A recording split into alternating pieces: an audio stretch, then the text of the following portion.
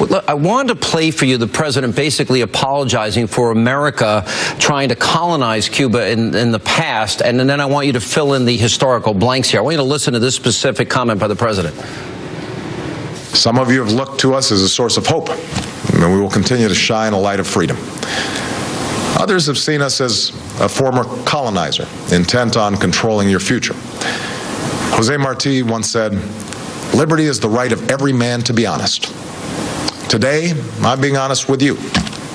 We can never erase the history between us, but we believe that you should be empowered to live with dignity and self-determination. What is your reaction to that? I don't know what he's talking about.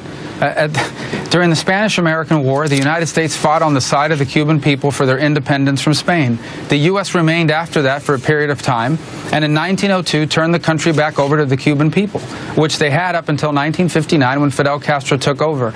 I don't know what he's talking about. The United States tried to colonize Cuba, and I don't know of anyone who seriously believes that. That's a talking point of the Castro regime. In fact, that was a term that Raul Castro used today in his address to the Cuban people, that this is walking away from the era of colonialism. I have no idea what he is talking about when he says something like that. It's an outrageous statement. Well, then Castro, by the way, as President Obama was speaking, he actually urged the president to use executive action.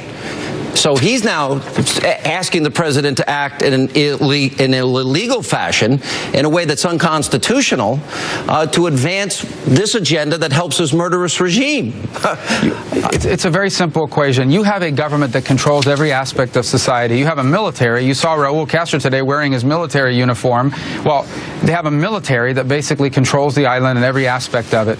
The more money comes in from the United States to their economy, the more money will line their pockets. Very little of it will even trickle down to the Cuban people. And they're not going to allow, you know, the president was saying today, well, more access to the internet. Look, there's an internet in China.